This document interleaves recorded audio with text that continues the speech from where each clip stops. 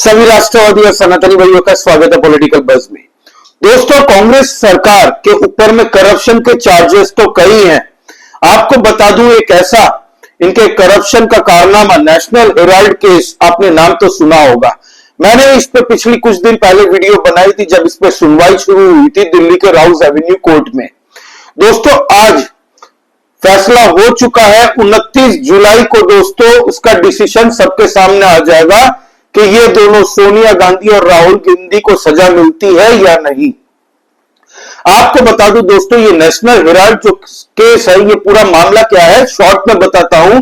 मैंने पिछली वीडियो में पूरी बात बताई थी। 1938 में चाचा नेहरू के द्वारा कांग्रेस के लिए एक पत्रिका लिखे, न्यूज़पेपर लिखे, वैसी एक कंपनी शुरू की थी नेशनल हेराल्ड। अब इस न्यूज़पेपर को छापने का जिम्मा दिया था एक कंपनी को जिसका नाम है दोस्तों एसोसिएट जर्नल लिमिटेड, AJL। अब दोस्तों तब से ये कंपनी चल रही है। उसके बाद में 2008 तक ये कंपनी लॉस में चली गई।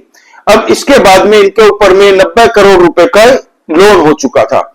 50 लाख मात्र दे के पूरी 2000 करोड़ की इस कंपनी को हथिया लिया गया था एक कंपनी के द्वारा जिसका नाम है यंग इंडियन। और ये जो यंग इंडियन नाम की कंपनी है दोस्तों, 76% इनके जो शेयर है वो राहुल गांधी और सोनिया गांधी के नाम पे है। आपको बता दूं कि AJL के पास में कई बड़े प्राइम लोकेशंस पे, प्राइम सिटीज पे, पटना हो गया दोस्तों, चंडीगढ़ हो गया, दिल्ली हो गया, मुंबई हो गया, भोपाल हो गया, ऐसी कई सिटीज के अंदर में बड़ी बड़ी प्रॉपर्टीज है। और इनको जो उस वक्त में कांग्रेस की सरकार के द्वारा सब्सिडाइज्ड रेट में पानी के दाम में प्राइम लोकेशन पर मिल चुकी थी। अब मात्र 50 लाख दे के 2000 करोड़ की जमीन प्रॉपर्टी हथिया लेने का आरोप है राहुल गांधी और सोनिया गांधी पे। आपको बता दूं कि ये 2000 करोड़ जो है ये सर्कल रेट है। आप कभी भी घर खरीदने जाएंगे 2 BHK का, उस एरिया की सर्कल रेट कम ही होंगे। आप खरीदेंगे हमेशा मार्केट वैल्यू से। तो ये 2000 करोड़ की जो जमीन प्रॉपर्टी बताई जा रही है, इसकी मार्केट वैल्यू कोई कह रहा है कि 8000 करोड़ भी हो सकती है, कोई कह रहा है 10,000 करोड़ का आंकड़ा भी पार कर सकती है। आपको बता दूं कि दिल्ली के जो प्राइम लोकेशन है दोस्तों बहादुर शाह जफर रोड पे, वहां पे हेराल्ड हाउस है। इस पूरे हेराल्ड हाउस को ईडी ने ऑलरेडी जब्त कर लिया है। इन लोगों ने क्या किया था कि 5 साल के कॉन्ट्रैक्ट पे, लीज पे, रेंट पे दे दिया जितनी भी इनकी ऑफिसेस थी AJL की, और एडवांस में इन लोगों से रेंट ले लिया। और जब ईडी ने जांच पड़ताल की तो पाया कि कईयों को बिना रेंट एग्रीमेंट की प्रॉपर्टी दी गई। दोस्तों 2008 के पहले 29 करोड़ का रेंट इन लोगों ने कमाया था। 2012-13 के बाद में, मतलब 2012 से लेकर 2023-24 तक इन लोगों ने टोटल 142 करोड़ का रेंट कमाया है। अब 142 करोड़ मजाक नहीं है दोस्तों। आप समझिए इन लोगों ने ये पूरा रेंट एडवांस में लिया था। और आज इसको ही लेके कोर्ट के अंदर में सुनवाई हुई तो सुनवाई में सोनिया गांधी जी की तरफ से कौन था? अभिषेक मनु सिंघवी। और राहुल गांधी की तरफ से जो उनके वकील थे उनका नाम है दोस्तों RS चीमा साहब। आपको बता दूं ईडी ने जो चार्जशीट फाइल की है उसमें सबसे पहला नाम सोनिया गांधी का है, राहुल गांधी का है, और भी कुछ लोगों के नाम है। यंग इंडिया कंपनी का नाम है, फिर डॉटेक्स मर्केंडाइज का नाम है, सुनील भंडारी का नाम है, फिर सैम पित्रोदा जो आइंस्टाइन जैसे बाल रखता है लेकिन बातें चूतिया जैसी करता है, वो सैम पित्रोदा अंकल जो अमेरिका में राहुल गांधी को हर बार रिसीव करने पहुंच जाते हैं बुके लेके। अब उसके साथ में सुमन दुबे नाम के एक माननीय है, उनका भी नाम है इस चार्जशीट में। तो ईडी ने पूरी अपनी दलील रखी है कि किस तरीके से नेशनल हेराल्ड एक पत्रिका बंद होने के बाद में एक कंपनी शुरू की गई यंग इंडियन, जिसके मैक्सिमम शेयर होल्डर 76% के शेयर होल्डर्स सोनिया गांधी और राहुल गांधी है।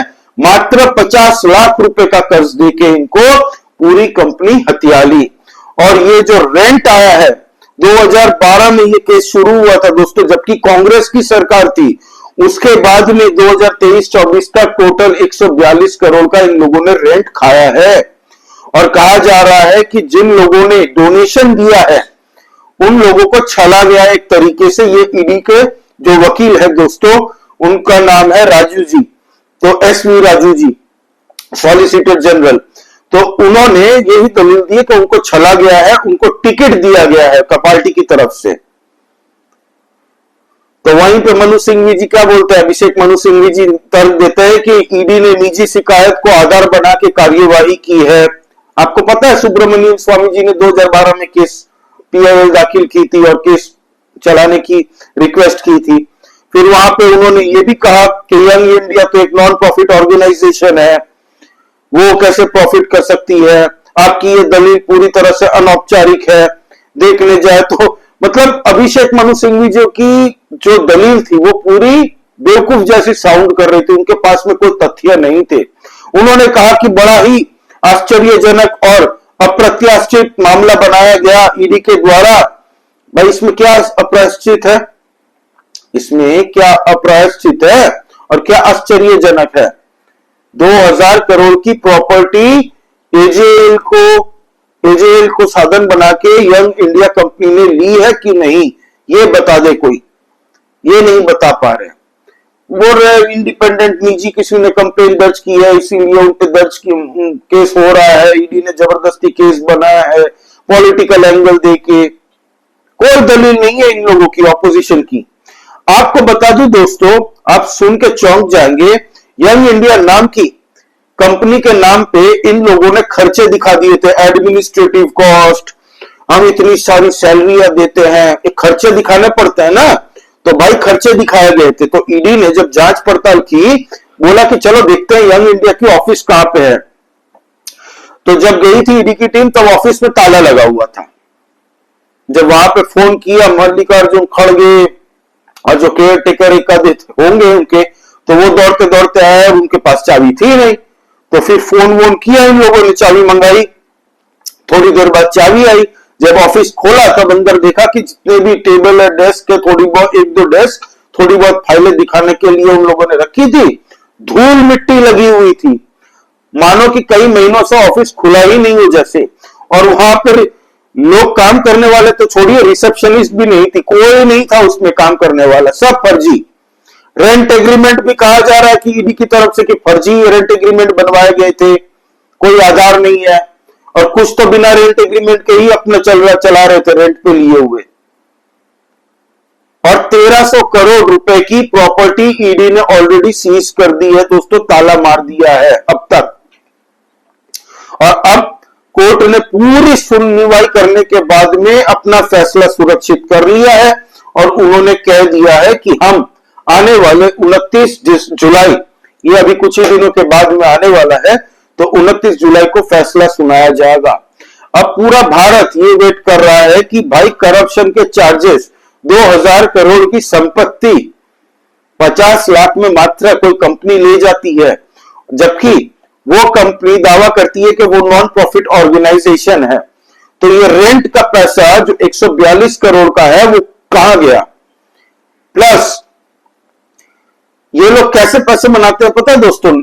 जो नॉन प्रॉफिट ऑर्गेनाइजेशन होती है एनपीओ, वहां से कैसे पैसे बनाए जाते हैं। मैंने एक एनपीओ कंपनी खोली है, ठीक है, अब इसकी मार्केट, इसका मैं शेयर होल्डर हूं 75%, चलिए मान के चलते हैं, इसकी कोई वैल्यू नहीं है। लेकिन मैं अगर दिखाता हूं कि यहां से रेंट आता है, वहां से रेंट आता है, ये 2000 करोड़ की प्रॉपर्टी अब इस कंपनी के अंडर में आ जाएगी, तो इसकी मार्केट वैल्यू बढ़ जाती है। और जैसे ही मार्केट वैल्यू बढ़ जाएगी, एकदम चरम पे चली जाएगी, तब मैं अपने शेयर बेच के निकल लूंगा। तो ऐसे कमाई होती है जनरली। प्लस 2000 करोड़ की अगर प्रॉपर्टी मिलती हो तो मैं अपने शेयर को क्यों बेचूंगा भाई, मात्र 50 लाख रुपए देके? तो ये सब तो तथ्य है ही। और ईडी ने बरकरार एकदम बखूबी तरीके से तथ्य थूके गए हैं पूरे कोर्ट के अंदर में। अभिषेक मनु सिंघवी और आरएस चीमा जी बस एक दूसरे का मुंह ही देखते रहे हैं। आपको बता दूं कि अब पूरे भारत से अब लोग देख रहे हैं कि भाई नेशनल हेराल्ड केस का कब का मामला है ये। अब जाके पूरा फैक्ट फिगर कोर्ट में जब रखा ईडी ने, तब इस पे क्या फैसला आता है। क्या राहुल गांधी और सोनिया गांधी को जेल होगी, ये देखने वाली बात होगी कि यहां पे बेल दिलवाने वाले जो कुछ वकील होते हैं, इनके फिक्सर कहा जाता है, कुछ नानी जानी आपको पता ही है, कुछ कुछ ऐसे वकील है 2014 से केस तो जीते नहीं है, बेल दिलवाने में उनकी महारत है भाई। तो अब ये देखना पड़ेगा, आने वाले वक्त में हमें पता चल जाएगा। तो ये थी दोस्तों अब तक की पूरी डिटेल शॉर्ट में आपको बताई है।